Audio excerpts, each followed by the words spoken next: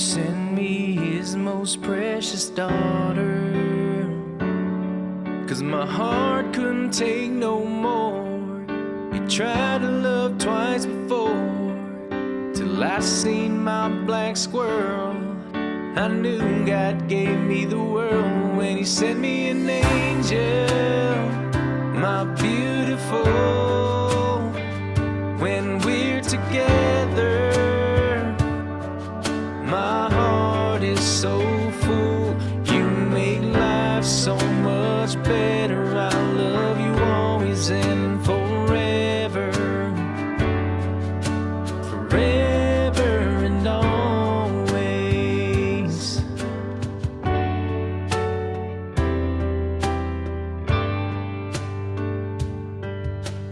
You encouraged me to follow my dreams, so we bought a cabin in eastern Kentucky.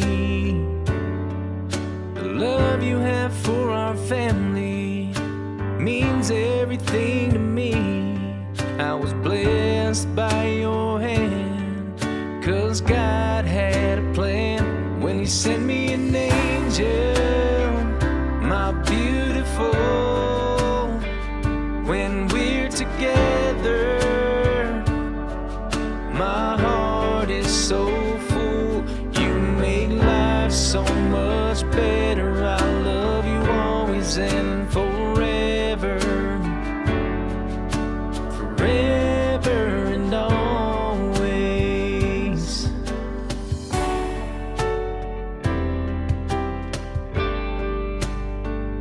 When he sent me an angel, my beautiful. When we're together.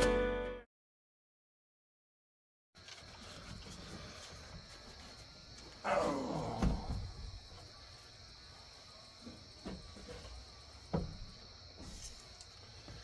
Hey guys, it is Saturday evening. Hi guys. Check. Taz. Taz. Hi. Come here. Hi. Now I want to turn this off. Remember what we talked about before I started? Okay. Say hi. Hi. Get it out of your system. Okay. Now you can sit here. You can't play this. Okay. No noise. And if you want to play, you can go right over here, right off the deck, right here by the outdoor kitchen. Okay? Yeah. All right? Right. Okay. Hey guys. Here, let me put you down. Here, take this. I'm going to turn this off. I'm going to Hey guys. So, I want to talk about I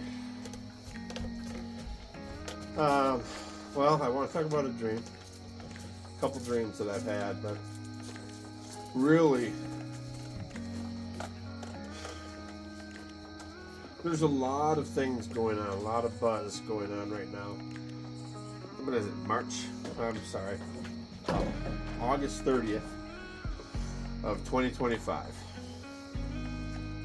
And there's a lot of buzz going on for the last 3 months, when I first noticed it really picking up, and then over the last few weeks it has just went crazy as far as videos, people, children, little children, 3, 4, 5, 6, 10, 8 teenagers, adults, having dreams and visions all over the world.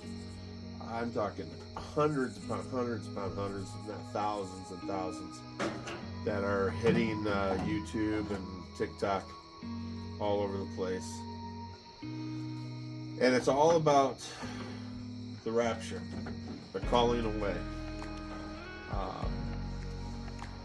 Jesus mentions that before he comes back and sets everything straight on this earth and casts Satan down, to his prison in hell. That he, before that takes place, and the wrath of God falls on this earth, because it gets so sinful, so dark, that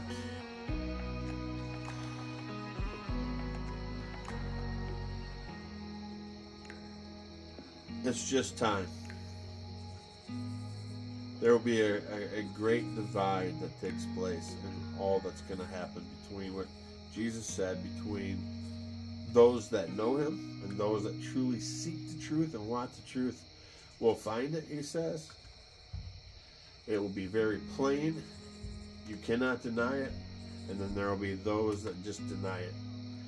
And there will be a distinct separation. You will have those that believe Jesus is exactly who he said he is, and those that truly don't want anything to do with God, hate God, want to live their own life, do whatever they want to do, and entertain demons. And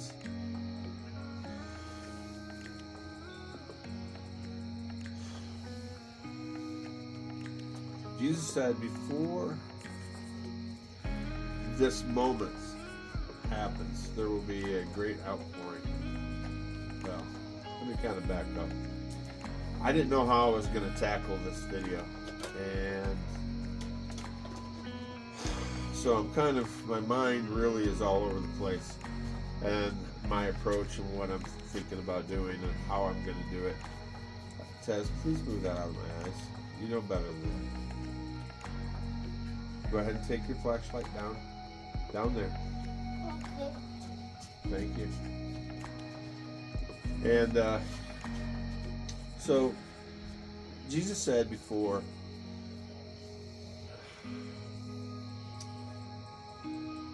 there is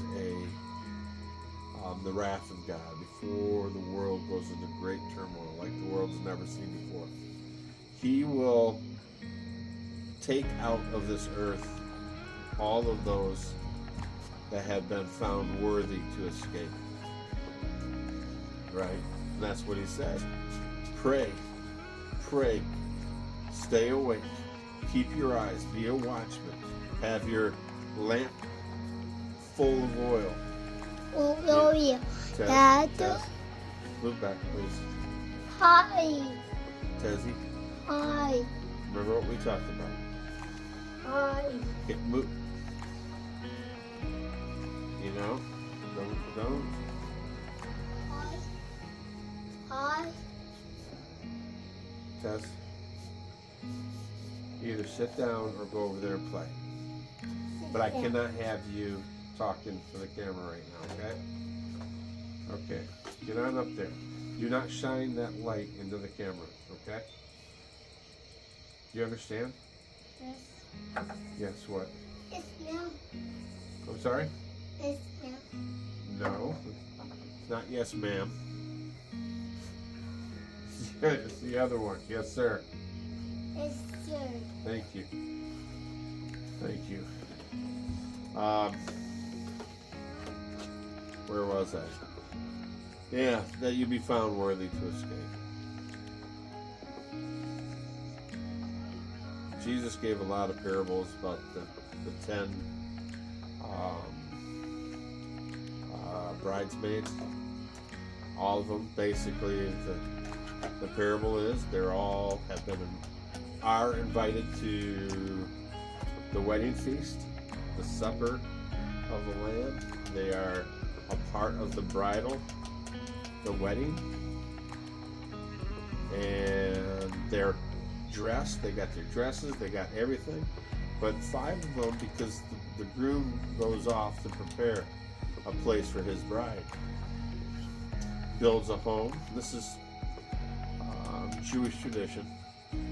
After they're initially enter into the covenant of marriage without no sex, just they enter into the covenant. You'll be my wife, I'll be your husband, type thing, right? All the agreements. The husband, the groom, goes off to prepare a home, usually on the land of his father somewhere. And it usually takes about a year. He builds a house. He gets a choice piece of the land from his ancestors. And then they start to prepare a feast so that when the groom goes and retrieves his bride, his wife, and brings her back, they have a big feast. So all the family are there, right? All the relatives, all the family is there. So the father of the groom oversees everything as far as with the son, the groom, prepares the place, builds the house, and then they start to prepare for the feast once the house is done. And the father is ready to tell his son to go get his daughter. The father is responsible for taking care of the feast, supplying the meat, that they're going to serve, the wine, everything, right? So the father begins to prepare the feast, and once that's done, only the father knows, right, when he will be done, and it's at the father's request when he knows the house is prepared and the feast is ready. Go get your bride, and he tells the son, the groom, to go get your bride.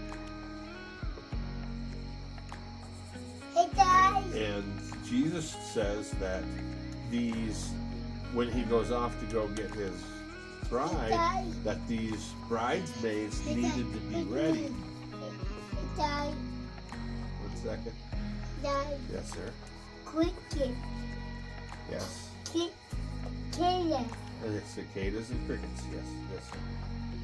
So were you interrupting me to tell me that? Cricket. Yes. Okay. Come on. Hi. All right, Tezzy. Come on back. So the groom, Jesus says that the wise, Tezzy, I'm speaking. Tezzy, I'm now speaking. Shh. I am now speaking. I need you not to. Are you done? Yes. Okay, stop. Otherwise, I'm going to take you in, put this on pause, put you to bed, and I'm going to come back out here and start recording again. But you will be in bed. Can I trust you to sit out here without interrupting you? Or do you need to go to bed right now? No. Can I trust you you're not going to interrupt me? Okay, you're not interrupting me, okay? Yes. Just shh. Okay? Okay. So that's what the parable is about. The bridesmaids are waits to, and they keep an eye out for the groom. So when he's still somewhat off at a distance, they are ready. They see him coming, and they get everything together. They go get the bride. They prepare her for the groom's arrival, and to get everything packed and ready for everyone to go off to the home that he had built for her and for the feast.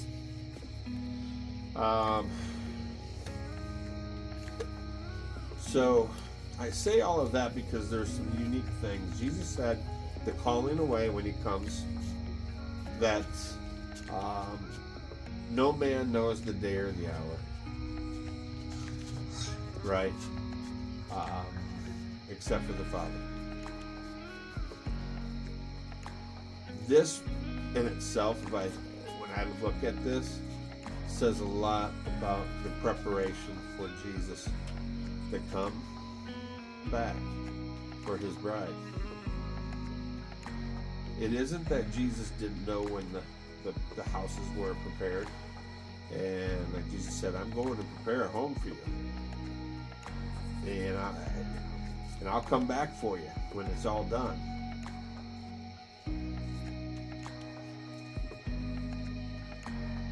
And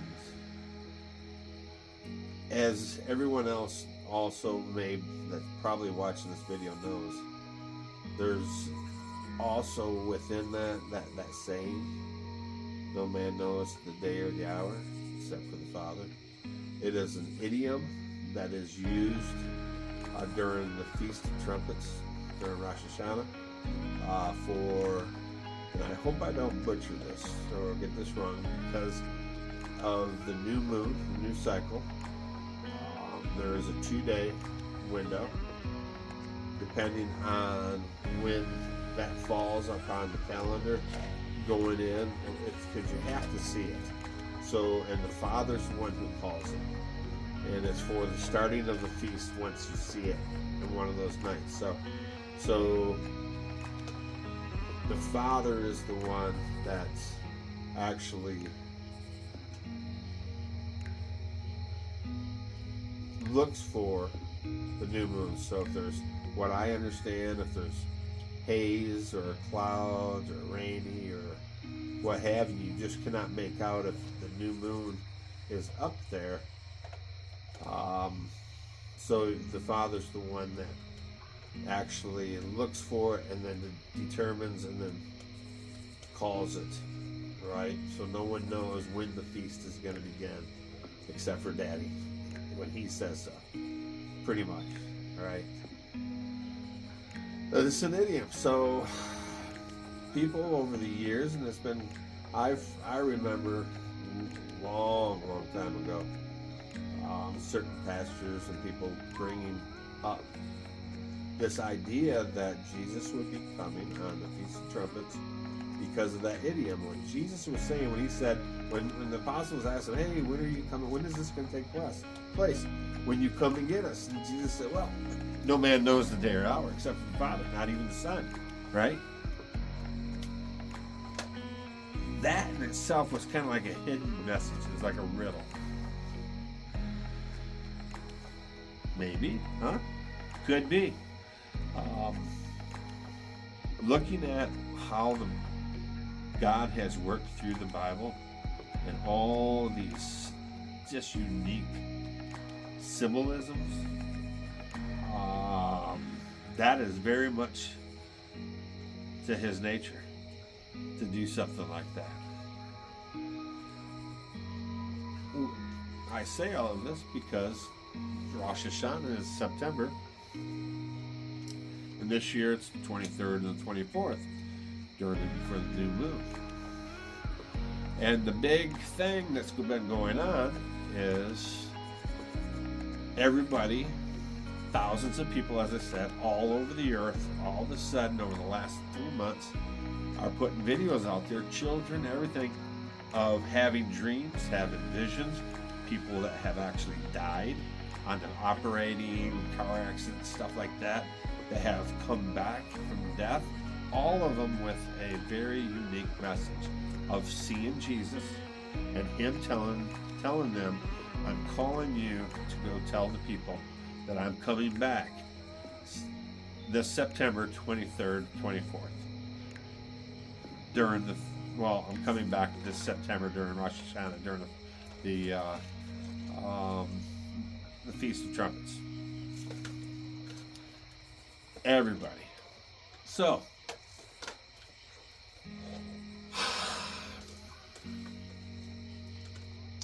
I've been, as I'm watching all of these, and I'm like, God, what, and it's just been really sitting in my spirit. This is definitely could be true. There is no reason for this not to be true. None. There's nothing for the rapture, for the calling away of those that are found worthy, for that to take place this September. There's nothing holding it back for the rapture. No. So I kept praying. God, could you just confirm? Is this true? Is this, do you want me to say anything? Do you want me, God, I'll be happy. You give me a confirmation, you give me a dream, you give me something, I'll be happy to to talk. I don't have a big channel. I mean, this channel right here, Where Do We Go From Here, is for my family. It's for my kids. It was something that I did because I love to record, and they're like, "Oh, Dad, you got the camera again, all that." And it's just something that I wanted to do to capture my life, especially being older and having a 3-year-old, so that all my kids, when they grow up. And so I don't have people that just really watch this. And I just really haven't stuck to this, you know. But I said, God, I'll do whatever I can. But nothing happened. I wasn't getting confirmations. But the more and more I prayed, the more and more other videos of other people.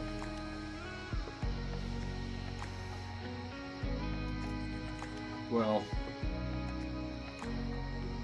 one day, about a week ago, I was praying, and I was like, God, you know, where are all these people getting all these visions and these dreams? And I said, you know, I have been seeking you. Then all of a sudden, I remembered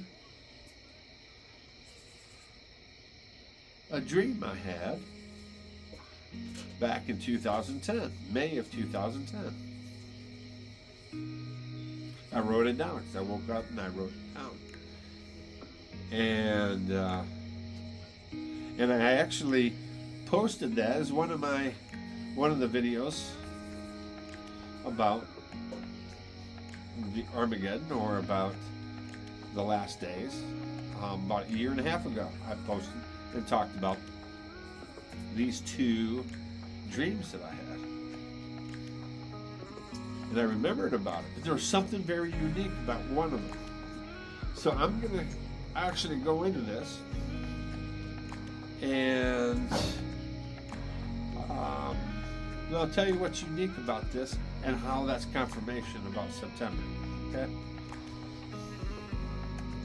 So back in 2010, like I said, May 2010, I had this dream.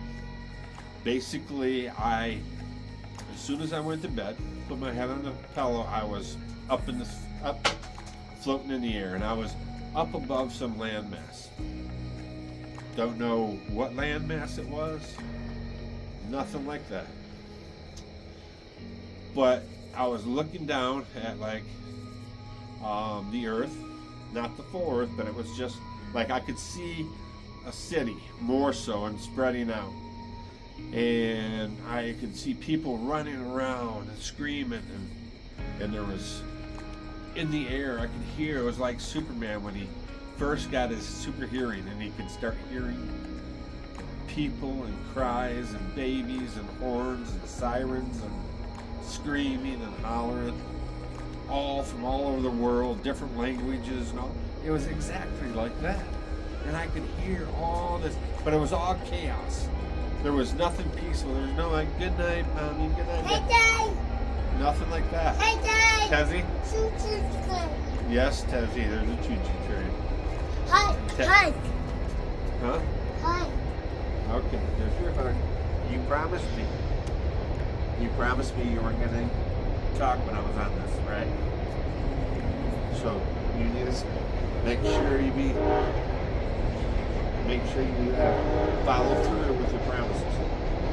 Okay. Sorry about that. You got this train coming through, and the train actually goes over my driveway.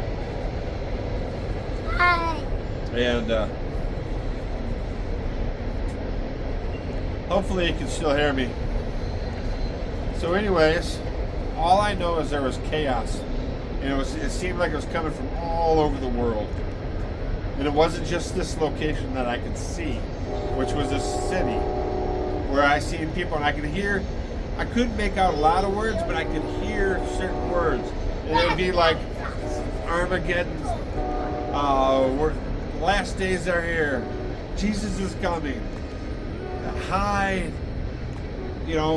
what are we going to do? It was just certain little words like that in the midst of a lot of noises of chaos and screams and terror. A lot of people were screaming like in terror. And then all of a sudden the newspaper unscrolled and just went, and it opened right in front of me. And my eyes immediately went up to the top right of the newspaper, and I saw the date. And it said September 22nd, 20, and then the last two digits for the year was like when the ink was wet, someone took their thumb and smudged it out. So I didn't get the year, but it did say September 22nd, 20, and the year was smudged out. And then I glanced down at the headlines, and I just saw real quick before I woke up, Great Britain attacks key, and I didn't get the rest of it before I woke up. And I hurried up, and I woke up, and I was like, oh my goodness. So I started writing. I wrote all that down, and I prayed about it. And then as soon as I put my head back on the pillow, I heard in a male voice, loud, and it wasn't just like a knowing inside of me. Oh, pigs are out there squealing at the gate. It wasn't like a knowing, it was actually a male voice, and it was booming. And it said, prophet of God, these things surely will happen when Venus is in the eastern sky. And then I woke up, and I came out of it, and I hurried up, and I wrote that down. And I was like, whoa, that's a trip. Venus, eastern sky. Is Venus in the eastern sky? I don't know. So immediately I got up. I don't know, it was early in the morning. It was only like 2 in the morning or something, 3 in the morning. And I just got on my phone, and I started trying to search Venus and the eastern sky. And I'll be danged, the Venus enters the eastern sky. And it's called, when it's in the east, it's called the morning star. And then there's, I think if I remember right, there's a 9-month cycle that goes from eastern sky, which is low in the horizon, and it's called the morning star.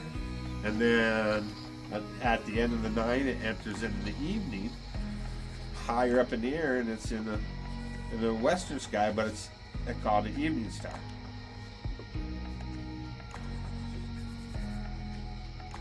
So a week ago, when after praying a lot for the last couple of months about giving me confirmation, God reminds me of this dream that He gave me, and I was like, "Oh my goodness!" Then the thought popped in my head: is Venus in the eastern sky this September? And I went, "Oh!" So I went over and I went to Grok, and I did a search. I said, "Hey, so this is what I'm looking for. Is Venus in the eastern sky this September 23rd, 24th of 2025. And it came back and said, yes, it is. And I said, well, how often is Venus in the eastern sky in the month of September? And it's very rarely that it happens. The last time it happened was in 22. But it does happen again in 28.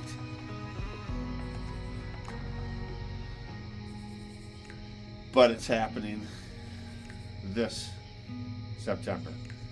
The month that lines up with so much of the Bible. For example, God talks about how He worked for 6 days, rested in the 7th. We got the 7th. We all kind of know that there's going to be, as we talk about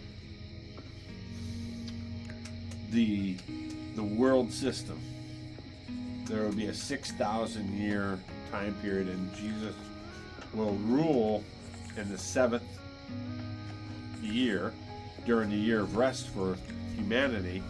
He will rule as king on the throne of David from Jerusalem physically. Jesus said that He would. So if we look at Jesus died, was crucified in 32, right? The year 32. When you look at the Old Testament, and you look at all the descendants going back to Adam and Eve, there's a 4,000 year mark. So when Jesus died in 32 AD, you have 2,000 years, and that will be the end of the 6,000 years, or the 6 days of work. And then you enter in the year of rest, the 1,000-year reign that Jesus will rule the earth for 1,000 years from the throne of David in the year 2032. Okay, so what does that have to do with 2025? So if you know about eschatology, after the calling up for those that believe in pre-rapture, you got Christians always debated pre, mid, and post-rapture, no rapture at all. But for those of us that really believe in pre-rapture, which I've been open, because I could read through and I could look and see that it's very possible that, and I could see where you could believe that it was pre, right? Matter of fact, I started my Christian walk believing it was pre. I got to a point as I was reading, I'm like, man, it could possibly be mid-trib, where we go through a lot of hard stuff, but the wrath of God we will not go through, because God says, no, this is not, Tezzy, this is not for my children. This is for the world, right? Back. And Jesus says, pray that you'll be found worthy to escape that which is getting ready to come, which is the wrath of God. Well, if we're going to be here, why are we praying to escape? Tezzy? So gaggles. Yes, you showed them your binoculars. So I need to finish, okay? Hug. Okay, here's another hug. Remember, Kisses. I'm going to have to put you in bed if you can't stay out of the camera, okay? You're doing great. You are. But I need to keep... Don't... We'll take care of that in a little bit, right? I just need to keep you reined in. I'm almost done. Yes. Thank you.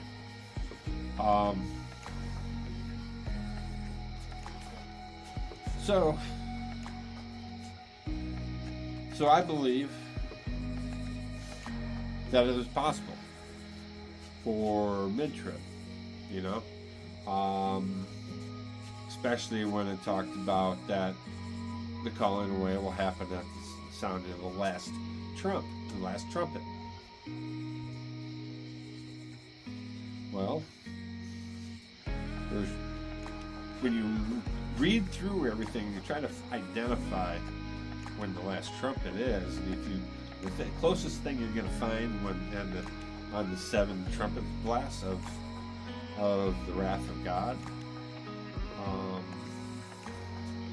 the last trumpet, and it says what happens at that last trumpet, sounds like it could be the calling away, but it doesn't say that. It doesn't say that outright, but it sounds like, yeah, that could work. That could be. So I've never been a staunch, this, and then kind of really pushed it. I'm like, God, that could be anywhere. I can be truthful, Lord. I would love it if it was pre, because you say, what's going to happen upon this earth? I don't want to be here. I don't want my children to be here. I don't want my loved ones to be here. I want to be with you celebrating.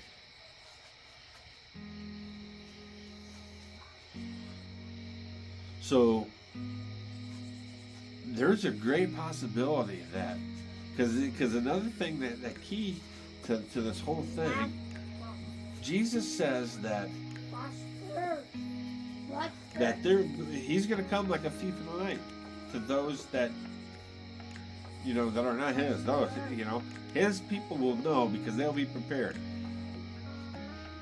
Just like he said, be prepared. Be like watchmen. Be on the wall looking, knowing those that actually are watching and all will be taken up in a twinkling of an eye. We are going to be called off. Whisper.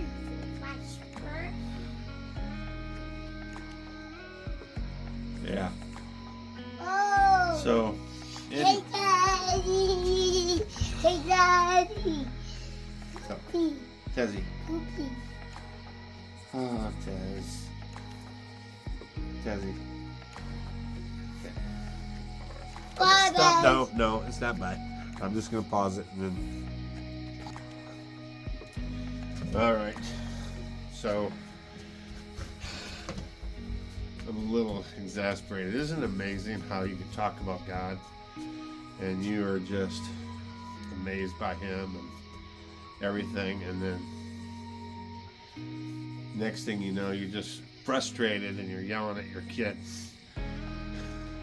I'm like, Lord, give me patience. Buy these lights for outside, my landscape. And every night, I tell him every night, leave my lights on. And he goes and he pulls the light bulbs out, the lights, and he moves them and he hides them.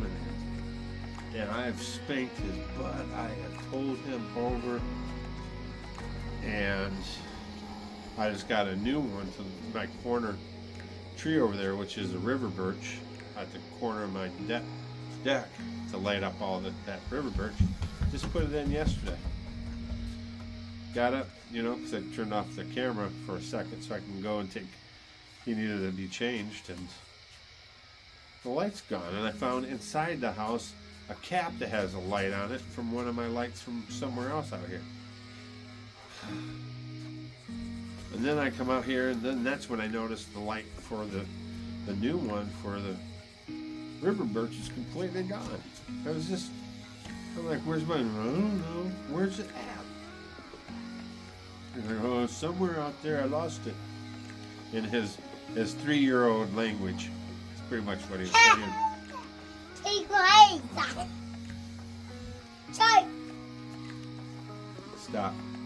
Stop.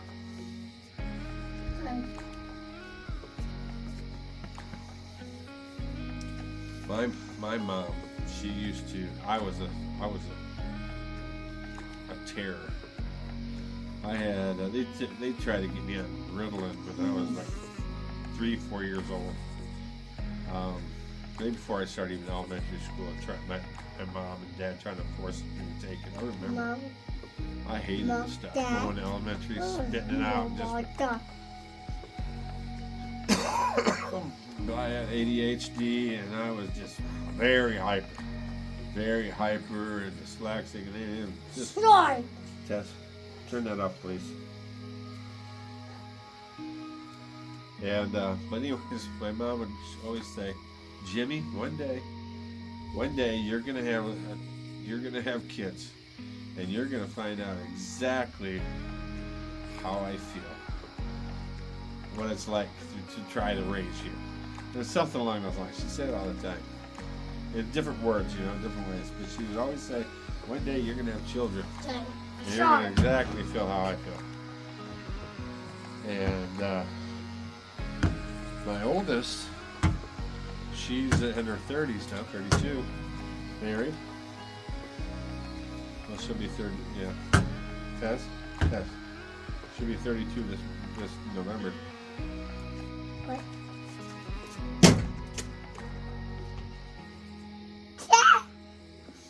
I don't want it up here.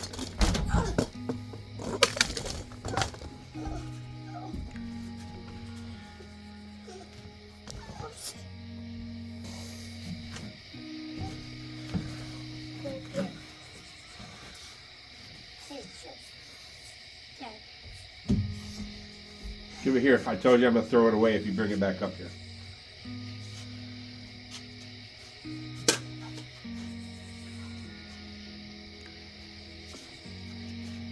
Don't touch it. Leave it there for the rest of the night. Do not touch it again. Try later.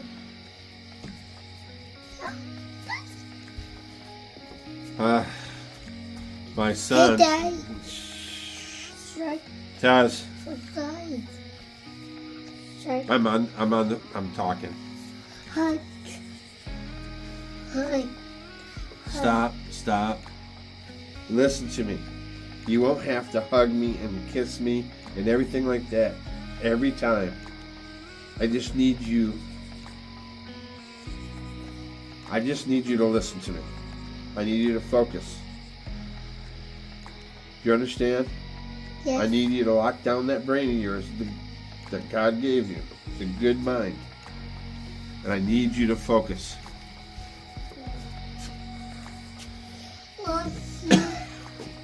Stop. I'm talking. Stop. Oh. Come here.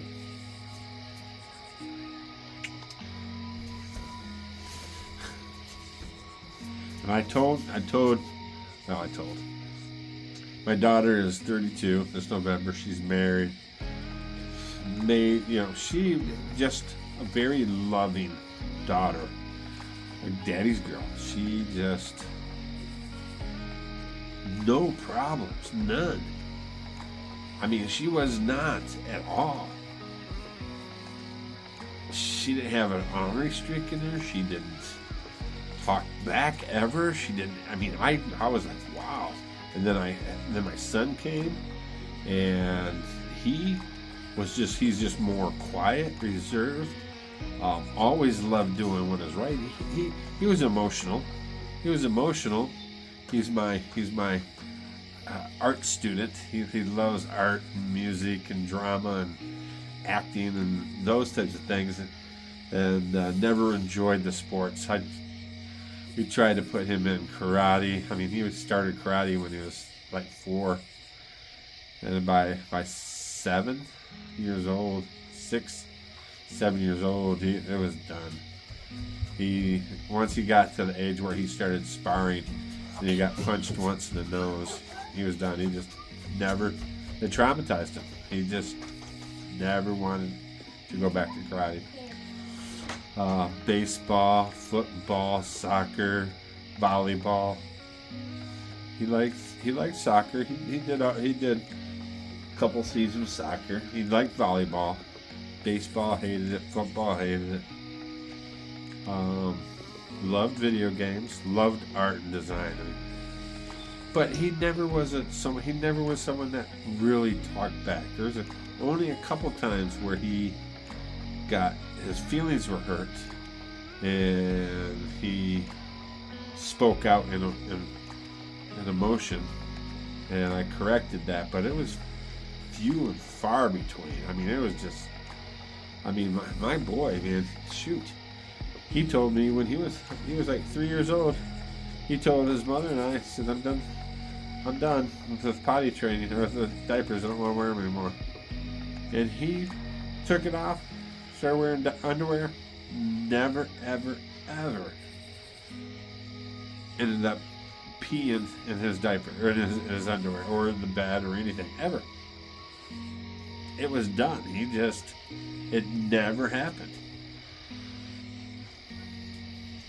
And it was, and then 9 years, no, shoot, oh my goodness, 22, 3, almost 19 years later, I end up having, after Eli, I end up having my young man here, who happens to be exactly like I was. Exactly. What is that? Did you go grab some candy? Yes. And you didn't ask? Please. No, it's too. You put it in your mouth. Want it. I know you wanted it, but you're supposed to ask. Ask. You can't just go and take. You have to ask. Do you understand? Yeah. I'm sorry, do you understand? Yes. Guess what? Yes. Yeah. Yes, sir. Okay, thank you. Don't do it again. So anyways, back to this is so I'm still in ADD. ADHD, my mind just goes all over the place. Shut the door. No. No. Ah. No, you don't have to ask, buddy. No more candy. Please. No. Please. No, Tess, you've already had candy. You're not having, you just took some candy. You're not having any more candy. Then try. It's late. No. Wait. Tess, put it back in the refrigerator. Do not take any. Thank you.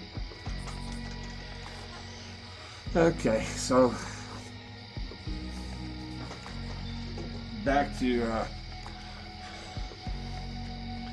the dreams. So that's pretty amazing, though, isn't it? I mean, it was in 2010, May of 2010, when I had that dream. And for it to say, you know, the screaming and the horror and the terror, and then I look at the newspaper, and it has September 22nd, the day before the Feast of Trumpets, when everybody's having a dream saying the 23rd is the day that we're being taken out of here.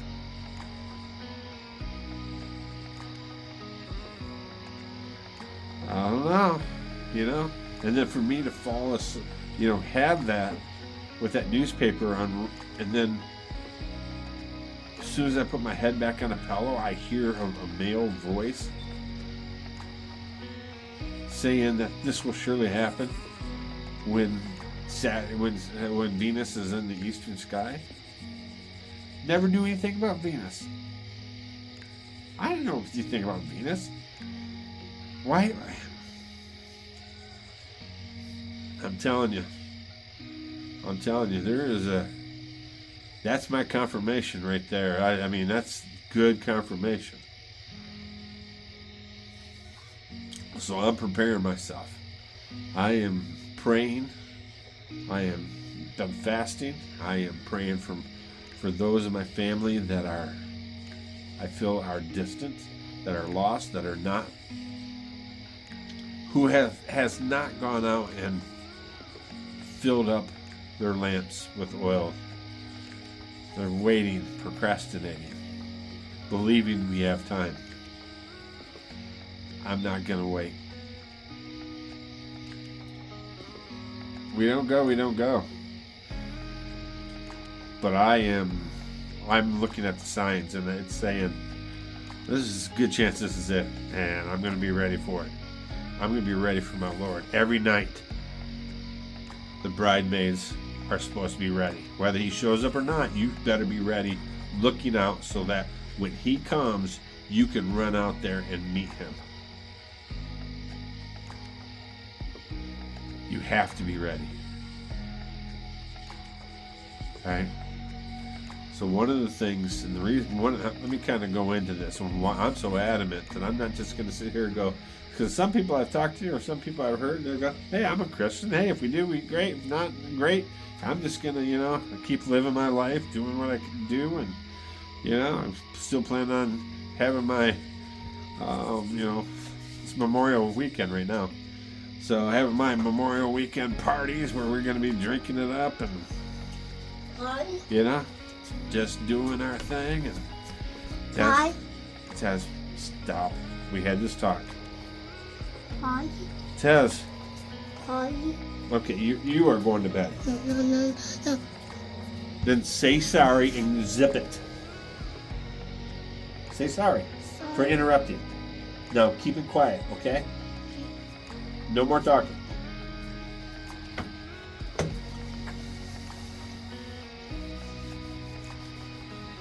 Oh. So it was after We moved here. We moved here in July of 2022. What? And I, you do not remember. Don't go like you forgot. You have to. I keep telling you.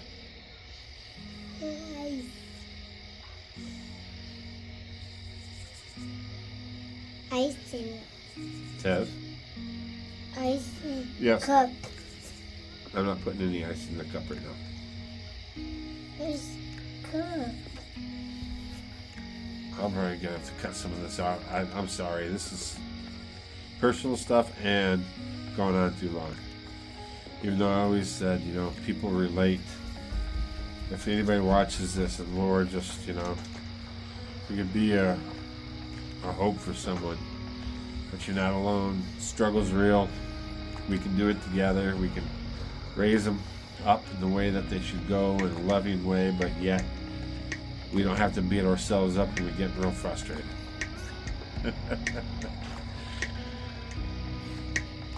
So,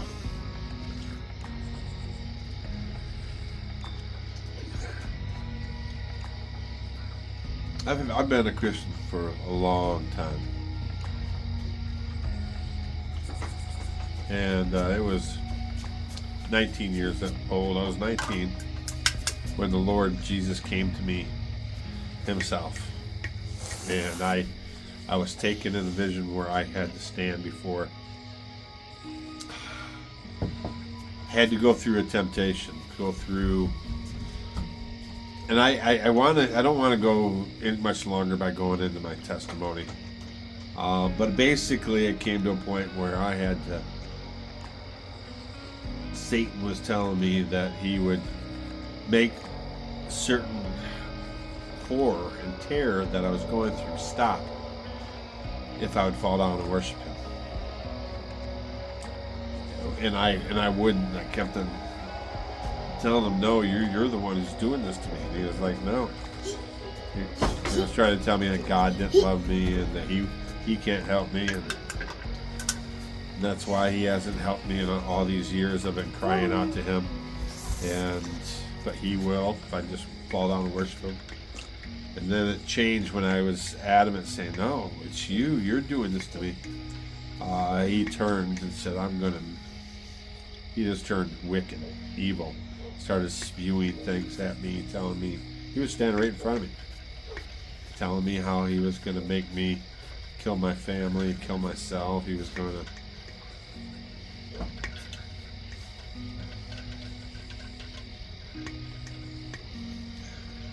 it was just calling me, saying all kinds of wretched things about me and to me. And I cried out. I was in real life. I just got done telling my mom she needed to admit me in the house. I could not function anymore. I was about ready to lose sanity. And so when I was standing there before Satan and he was telling me all the stuff that he was going to do to me, right when I was feeling my last strand of sanity getting ready to snap, I felt a force inside my belly, and it came up through my throat. My head went up, and it shot out of my mouth, this force. And when it came out of my mouth,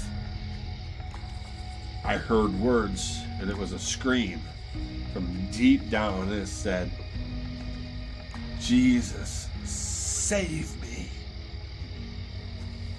And the roof was gone from the house.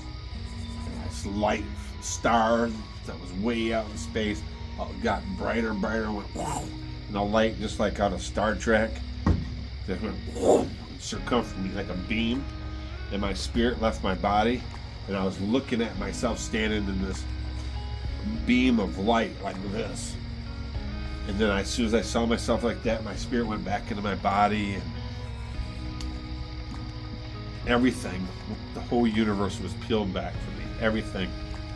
I knew everything. Everything was there.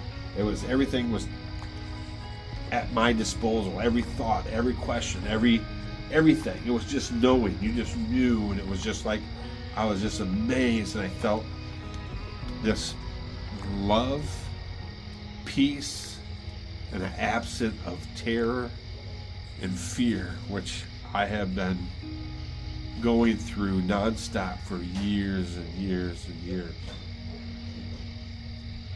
As I just stood there, just basking in this, and I knew that this was Jesus and His love for me. And I opened my eyes, and there stood before me Satan, but he looked pathetic.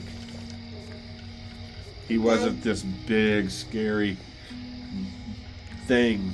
I actually felt pity for him. I had absolutely no fear. And he just stood there like it was like a wet puppy, just kind of like, and he started to shake and looking at me. And I walked up to him. And I said, Satan, you're a liar. And he had this big butcher knife. And if I go and tell my testimony and put it out there, you'll understand why he had one. But he had this big, huge knife in his hand. And I said, Satan, you're a liar. And I snatched it out of his hand. I went like that, shoved it into his chest, and he went, no! And he flew back. And as soon as he flew back out the door, the screen door, I was back in my body on these steps. I was walking down our basement stairs going to bed just after I told my mom, you need to admit me in a nut home. And this is what's going on with me. And I was just walking down the stairs, got to the middle step. And then I had this vision. I was taken out of my body and put into this scenario. And I found myself right back there after I said, Satan, you're a liar. And shoved that knife into his chest and went to bed, slept good. None of the demons that were in the house, in my mind, had no issues. Just fell asleep right to the next morning and got up in the morning, looked in the mirror, and I just felt sorry for the man I was looking at. You know, I had an 8th grade education. That was the last grade I completed. No schools would take me. I've been kicked out, expelled, told I could never come back. Our private Catholic schools kicked me out. Actually, when I was in elementary school, told my parents I could never come back. They said it right in front of me. He's a demon child. He's a demon child. Said it right in front of me. And in public schools, I got expelled and kicked out permanently for 9th grade, punching the assistant principal, and then the 10th grade I threw a desk at a teacher. So I had nothing.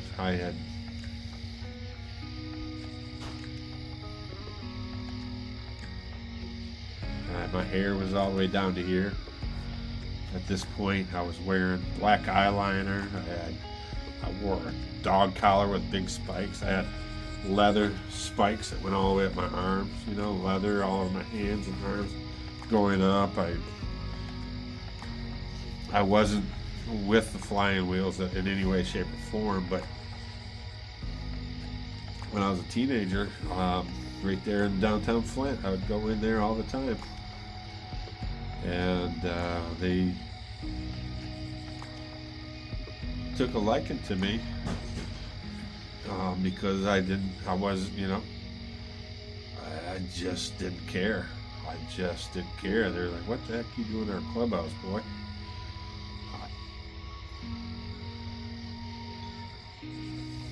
Just go in there. Not a lot of times, but I did, and knew a few of them. Just in passing, they knew who I was, but I was a mess. You know, I didn't have much of anything going for me. So Anyways, after that, I found this mission to find out who this Jesus was that saved me. And I went and got my GED. Within a year, I got my GED, and I was in the Army.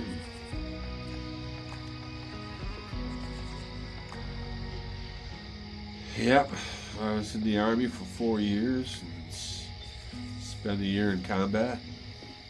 Got out, went to college, got me an applied business degree. Tess, I need you to shut the front door, please. Okay. So, I began just to figure out my life. Still, first person to ever tell me about Jesus after Jesus came to me was a Jehovah's Witness. And I studied the Jehovah's Witness for a first year while I was getting my GED and doing all that.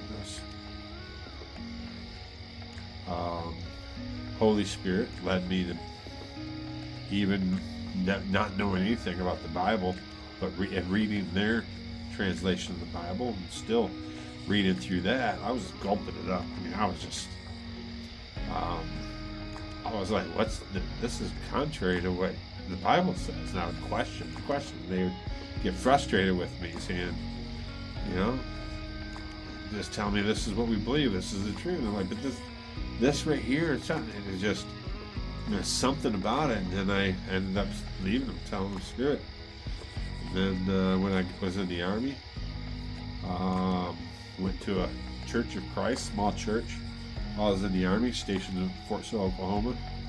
Small little, back over by Apache, the reservation. And I only went for, I don't know, maybe a couple months. And it was just, as I started learning and they were talking, it's just, one of the things that really got me was that it was one of those Church of Christ. I found out that you could not bring a musical instrument into the church. Otherwise, they'd have to burn the church down. I mean, how ridiculous is that? They had to burn it down? What if someone hates your church and they just walk in and they just pull a flute out from underneath their jacket? Ha! And now you got to burn your church down. Now you have a church. That's stupid. Just stupid.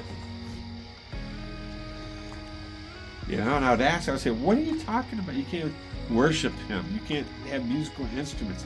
I said, have you ever read the Psalms? I mean, they tell you to worship him. Play musical instruments. Play the chimes. Play the string instruments. Play these things. Worship him. They're like, and the pastor said, I don't care. This is our tradition. I was like, I don't have time for man. And I don't have time for man. And the nonsense of man. And so I didn't go back to any church while I was in the Army. Still trying to find out who this Jesus, doing nothing but reading the Bible myself while I was still doing and learning. And even in the Army, I still, every now and then, someone would have a joint and I would hit it and smoke it. And never really, after Jesus came to me, really enjoyed it that much. But I kept doing it every now and then, trying to figure out who this Jesus was. But it was never the same. I just pushed farther and farther away. And got out of the Army while I was in college in Cincinnati. Someone had a Bible study and started going to the Bible study, and then I went and just moved into off campus to it was a multi-family that was they were renting out. There was a bunch of people from the church that were going to college that were in there, and I moved in with them, and they started controlling my life. It was the Cincinnati Church of Christ, and they started controlling my life and started preaching that they were the only way, the true way, and everybody else was going to perish in hell, all the other Christians, or so-called Christians. And they started controlling my money and where I was and where I go. And one day I went to go pick up my girlfriend to take her to church, who is my daughter's mom. And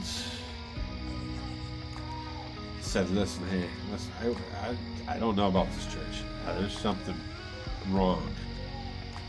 These are the teachings. And let me show you some scriptures that are contrary. And that's what we did. We spent the whole entire time doing like a Bible study and showing her. She agreed. Yeah, I agree. I went back to the dorm, and George, one that actually had moved me into the dorm after I started with the Bible study, and we started going to church with him. Everybody, he started yelling at me, "Where are you at?" I told him, I said it was Chris. We did this Bible study, started looking. He was like, "Get on your knees and repent right now." I said, "What'd you say?" And he tried to buck up and try to tell me, get on my knees. I said, man, I had my Bible. I said, I was tired of religion, man. Religion people, humans, their puniness and their need to feel important and control, you know, and I threw my Bible at him. I gave him some choice words, and I think I threw a few other things on the floor. I said, "Screw this, man."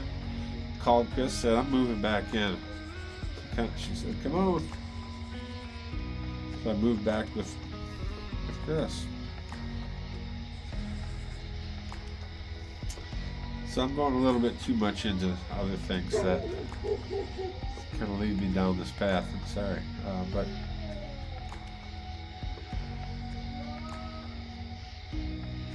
I'll have to tell you how I ended up where I'm at in the church. And that was a supernatural thing.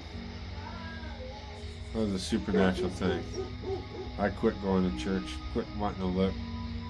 And it was a biker that actually came up and asked if he could pray for me. He had it was just full biker, just everything. And he had one of those Asian haircuts where everything is shaved except for the spot right in the crown of the head, and it was real long hair and a braid going all the way down to like right above his butt. And I said, "Pray." I said, "Yeah, prayed for me." And he said, "I feel like I need to tell you about this church. You should go check it out." That Sunday I went and checked it out. Loved the worship, loved everything about it. As I was leaving, walking up the middle aisle, some guy was walking down. Another guy, he was wearing like Randy Savage type of loose-fitting pants, those kind of like balloon pants kind of thing, whatever, but it were in the Bengals stripes because of Cincinnati Bengals, but it was the orange and black stripes like the Bengals, and he had a white wife beater on, and he had a big tattoo over here of Jesus, and it was all jacked up. He had real long blonde curly hair and a blonde beard. He was walking towards me, and then all of a sudden he looked at me strange, and then he stepped right in front of me, and he grabbed me and started crying, and he said, "Man," he goes, "I don't know what happened." He goes, "I just saw you, and I felt this compassion, and I heard," and he said, "This is the first time this ever happened to me." And he goes, "I heard God tell me, a voice tell me, I want you to tell him that you're finally home." And I immediately felt all these chains, like being chained up, fall off me. All this weight just fell off me. So that's when I started and found my first real church. So going back over to the dreams and everything, so that was kind of my life, and I just started doing searches, but life got away from me. I started or my walk with Christ didn't start getting away from me. I always loved him. I would go and do ministry, and I would go to church all the time, and I would, and I would do things. I would do Bible study, and I would do men's groups, and I would join the prayer team, and I would do things like that. And everybody that knew me knew I was a Christian without a doubt, because I love God. But I got to a place where I was working, trying to figure out my life, my work. Because everything, trying to start businesses and marriages, and I would lose, my wife would leave me, and I would lose my job. Every 3 years, something traumatic would happen, huge, that would cause me to collapse and become almost homeless. Every time. Lose my family, lose my career, my business, my job, and I'm just me in my car and having a kid. Multiple times. No way. And but I did, so I kind of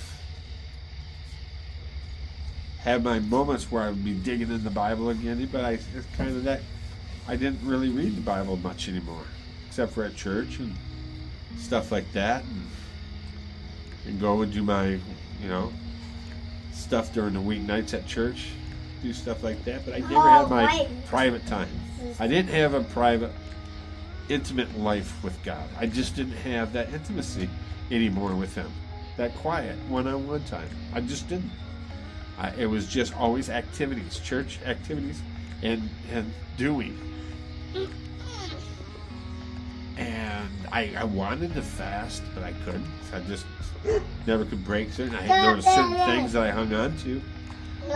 That God, I knew I needed addictions that I needed to give up, but I still couldn't. I knew God wanted me to spend time with Him. I'd get up in the morning, but I couldn't find time or make excuses I could. And it became normal. Just became a normal life, not having that one-on-one quiet time with God. No. And it was back in 2007. It was right around there, 2007, 2008, that I ended up feeling God, and God, because I had some friends, and we would get together and we'd pray, men, and they would come over to our house, because in 2007 went through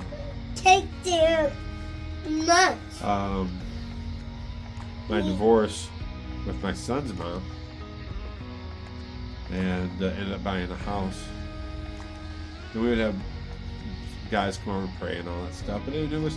And I had my moments, where I'd get to God, because it was out of brokenness, out of crying, out of need, that brought me to my knees in my quiet times to cry out, right?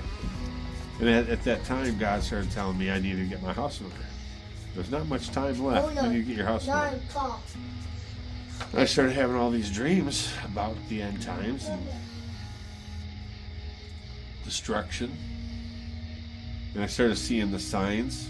Even back then, I saw the signs of the elite, the cabal, the deep state, if you will, and what they were doing, and how they were doing it, and where it was leading, and causing division within the country to bring us down, so they could bring us all into one world government.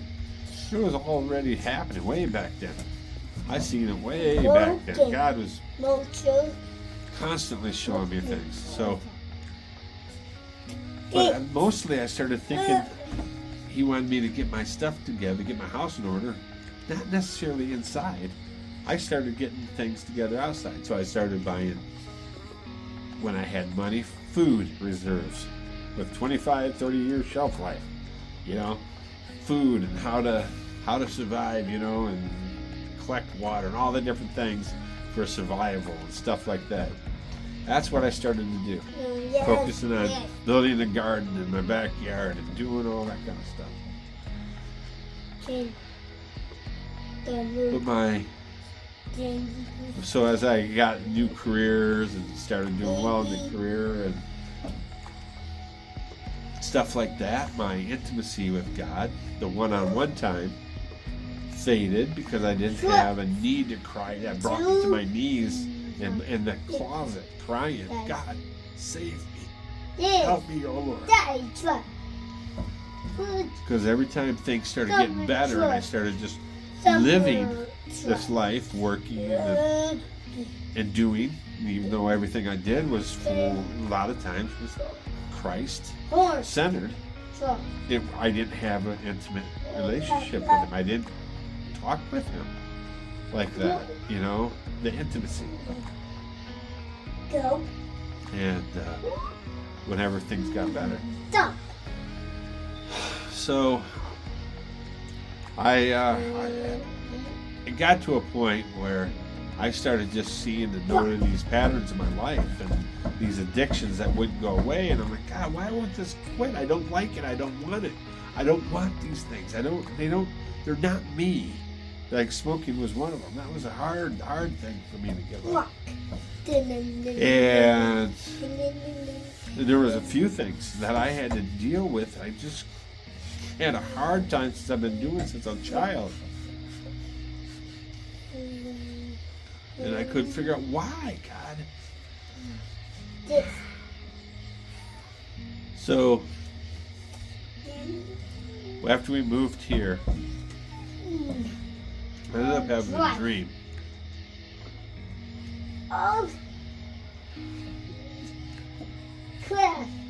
Actually, it was right before we moved here. From Cincinnati to here. And really, hey Tez, I don't know if they can hear me because you're talking by the camera too. So please don't talk out loud right by the camera, okay? Don't. I understand you're pretending that you have a camera too, but you're making it hard because my camera's picking up you talking over top of me. Okay, so don't do that, okay? Thank you. Yeah, but that's our walkie-talkie. Walkie-talkie. Yeah. Walkie-talkie. So the dream was this. I was at a party. It was a family get-together. It was the Christian. It was the family of Christ. It's like, you know, like if you have I have this. Tez. I have like this 14-acre mini farm homestead, right? And I just got it. So, but it's like if I had where we had our whole family come to us. So it was like that. It was like we were at a location. It was like I'm going to call it a compound. I don't know what else to call it, but it was like a big, giant park. We had, people were staying there in RVs. We had all this stuff, and people were coming from all over the world, coming to this place. All the brothers and sisters, Christians, and all the kids were playing volleyball, and you had people laughing. You could smell food cooking, and men were grilling out stuff, and everybody was preparing, and we knew that we were all preparing this big, giant meal for Jesus Christ. He is the center of the attraction. He is the main guest. He is the one that we're all here for, that He called us, and we are there for our family feast, the big banquet. And we're all there, and I'm there, and we're having fun and all that stuff, and all of a sudden, Jesus is coming. Everybody says, Jesus is here, Jesus is here. So, and people started running at Him as soon as He got there. And I thought to myself, man, look at all the people crowding around Jesus, just pushing on Him. And I said, I just kind of like, let me just get in here and settle down, And then I was thinking, you know what? I'm not going to do that, because I wanted to see Him really bad. I could feel. I was like, oh, I can't wait to see my Lord. I can't wait to see Him, but I'm just going to wait, until things settle down and there, And some people would move out, and I'd keep an eye on him where he was throughout the whole entire day. And no one would leave. Every time someone would leave, another person was already there that was just kind of pushing against them. And it was constantly like that. There was always people around them just pushing, waiting to get in to say hi and welcome him and be blessed by him. And I was just like, ah. So every time someone would leave, I'd get up to kind of walk towards there. But I wanted to walk. I didn't want to rush and push him, Jesus, Jesus, Jesus. I wasn't going to do that. I just wanted to kind of walk up, Jesus, oh, it's so good to see you. I missed you. I couldn't wait to see you. But someone would always immediately push right in there. You know? And after a while, you know, I had some food. I had a plate, just some food, you know. It wasn't from the big banquet yet, because that's happening, right? But people are cooking out. So I had a plate and I had some food on it. And I was sitting there, and I was sitting against the front of a truck and leaning up against a bumper. And I was sitting on the ground. And I was kind of like looking off over my, because it would have been the driver's front bumper. So wheel well was right here, and I was kind of like looking around the corner right there, and I could see Jesus probably only 30, 40 foot from me, but he was a bunch of people, and I had this plate, and I was looking, and all of a sudden I seen like about 3 people leave, and I went, because I was getting sad, because I was like starting to think, well, they're not giving them a break. I'm not going to see them. I'm just going to have to, you know, really get in there and try to get in there without acting like these people that are pushing and, you know, doing everything they can to squeeze in, to get in there to see him. I'm not going to do that to him. And I would always think to myself, you know, he knows I love him. He knows I want to see him. He'll find me. He'll make his way to me. You know? Now I would always think that. Every time I see that, and that's what he knows I love him. And he knows that I adore him. And he will find a way. He will come to me. So this time when the 3 people left and he was only 30 foot away, and I was sitting leaning up against the front bar, and I went to go get up and try to get in there quick.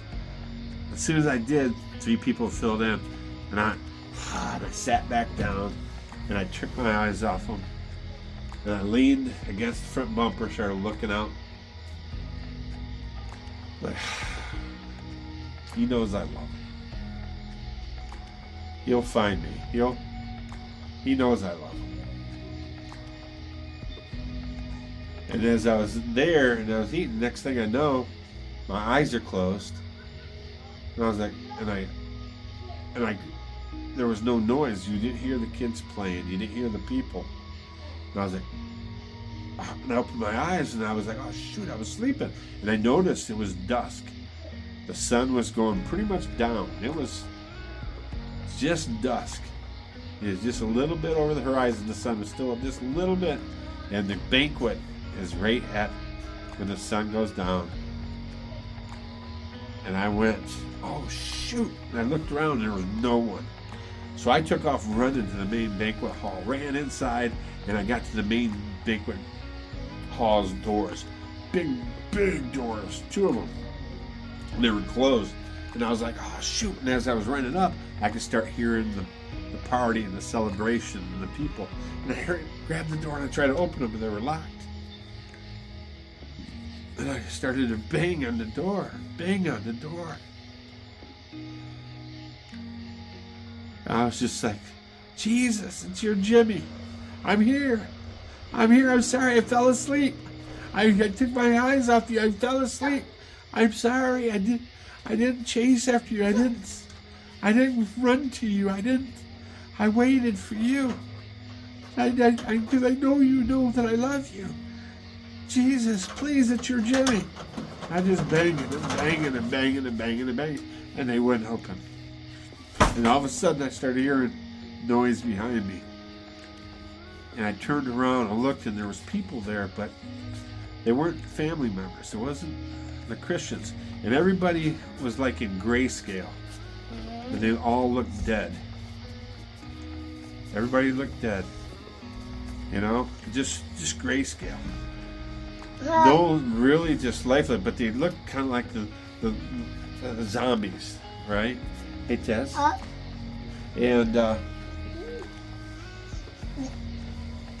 And then all of a sudden they just came to me, and they all surrounded me, started grabbing me, and they were ripping at me, and they were ripping my clothes off and ripping, and they were feeding on my flesh, they were biting me, and then my spirit left my body, and I floated up above me, and I could see this all the people surrounding me, this living dead surrounding me and grabbing me, and I was in the middle of them, and as I was watching me, and it was like I was pulled down into them, you know, I was pulled down into them. I just disappeared into them because they pulled me down as they were ripping at me, and as soon as I disappeared down into them, everything was black, and I was sitting in black, but I could hear birds chirping, and I could smell, you know, earth and flowers and just trees and leaves. I could hear the sound of running water. I could feel a breeze and hear the leaves just from the wind blowing through the leaves. And I opened my eyes, and I was in this. It was nothing but leaves surrounding me. And I was sitting down, and I stood up, and my head popped out of this bush, and I was leaning against this big giant tree. And as I looked up, all of a sudden I was standing in front of this big giant log home. It was so big it looked like a resort, like one of those ski lodges or something, but huge logs. I'm talking huge, 5 foot, 6 foot diameter logs. They were just huge. And this was a big home, but there was no windows were not put in. There's plastic over all the windows.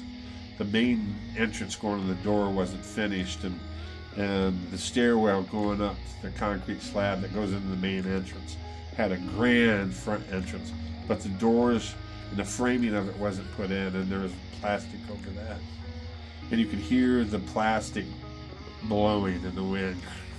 And there was that big mountain range behind it, and the river was running behind it. It was absolutely beautiful, and I was just standing there looking at it. And I went up, and I got up on the front porch, and I stepped into the main entrance. There was a big, giant, just entrance. There was this grand staircase that went up, but it was made of logs, just absolutely beautiful. It went up, and there was leaves all over the floor and dust, and you could see the leaves kind of blowing across the floor. You could feel the wind blowing through the house and hear the plastic of this big log home. And then the thought came to me, who would start to build such a beautiful thing only to stop? And then I woke up.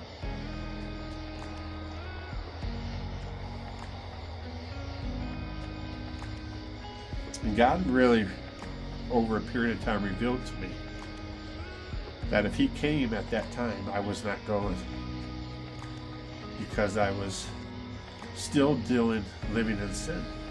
I was still dealing with, and I'm not talking about the cigarettes. There was other things that I was dealing with that I will get into another time, that I just couldn't fully shake, that I just didn't give up. I was actually living in sin. Even though I loved Him, even though I would tell God, I don't want this. This is not me. Please help me. But I would always go back to it. And it was something that I did and partaked in since I was a kid. And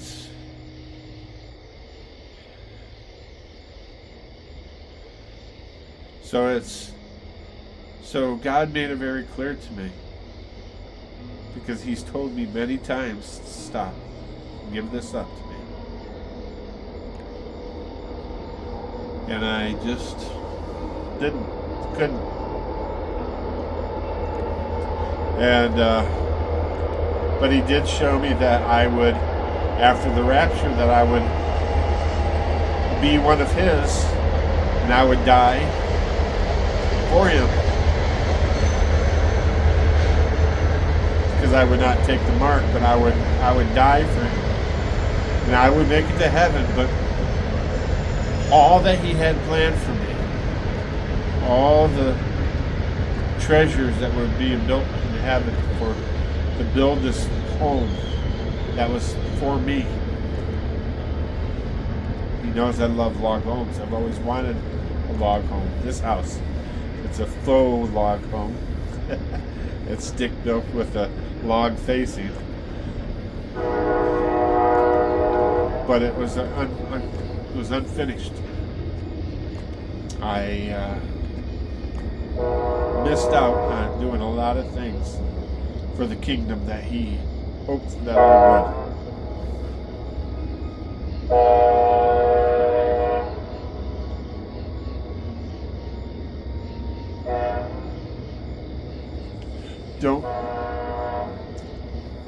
Don't miss out. Get yourself ready. When he told me to get my house in order, he was talking about me, my inside, not putting away ration food and water and stuff like that, and learning how to survive without electricity and getting, solar generators and stuff, which I did. I got all, it's, listen to me. Get your home in order. Get this home in order. Give up what he's been telling you to give up. Get rid of it. Time is short, whether it is this year or not. All the signs, everything. I mean, you're talking children. Oh, I was going to say, because the year 32 and why that matters in 25 is because the 1,000 years from when Christ died. Remember when I was telling you there was 4,000 from Adam and Eve until when Christ died. You needed 2,000 to complete the 6,000 years, the 6 days of work, and then a 1 day of rest, which would be the 1,000-year reign of Christ, which would take us, so the additional 2 years from Christ's death would be 2032. That would be the 2,000 years, so that's a total of 6,000 years, right? So, but there's a 7-year period of time for the Antichrist to rule. There's a 7-year period of tribulation. So if we go back, that will last up until when Christ comes back at the end of the 6,000 years, which would be 2032. So you go back 7 years, that takes us to 2025, which year we're in. And then if you take into consideration with Jesus, when the apostles, the disciples asked, when will this coming be? When will this take place, begin? And he said, no man knows the day or the hour but the Father, and which is an idiom for the Feast of Trumpets, which happens during Rosh Hashanah, during the new moon, which happens this September on 23rd and 24th. So that's how everybody is tying it all in. That with my dream from 2010 of telling me all of this will take place when Venus is in the eastern sky, which doesn't happen all the time. It's not a regular thing, but it happens to be in the eastern sky right now for this Rosh Hashanah, for this Feast of Tabernacles. Venus will be in the eastern sky. And in that dream, the newspaper said, it will all begin September 22nd.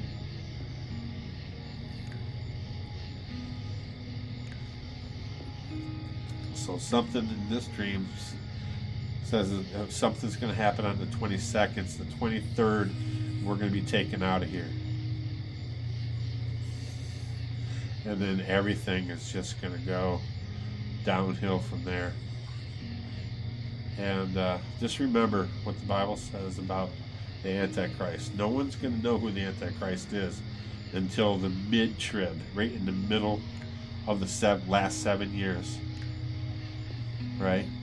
When he stands in the Holy of Holies in the Temple Mount Today. and declares himself God. That's when everybody will realize, the Jews will realize, oh no, this is not our Messiah. What? Sorry. Okay, getting tired. So that is it.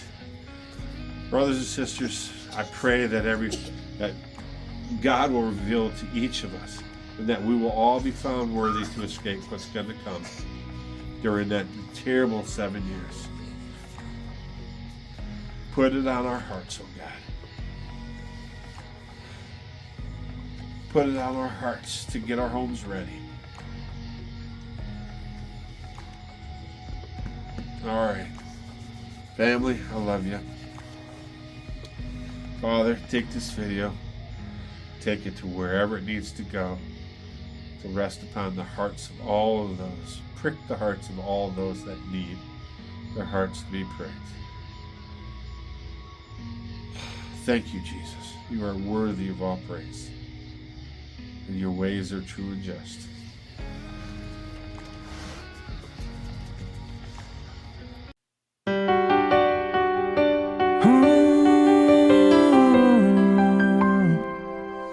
I was broken, but then I asked God for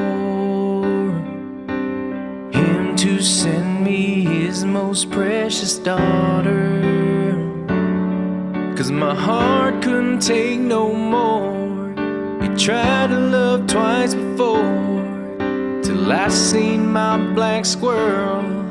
I knew God gave me the world when He sent me an angel, my beautiful. When we're together, my heart is so full. You make life so much better. I love you always and forever, forever and always.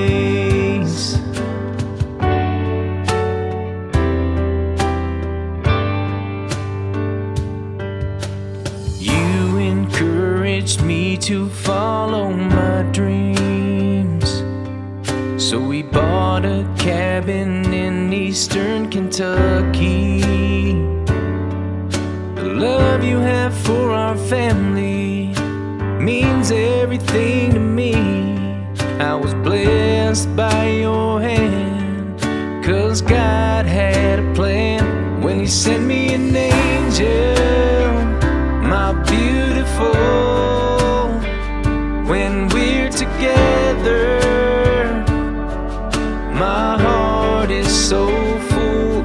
You make life so much better. I love you always and forever, forever and always.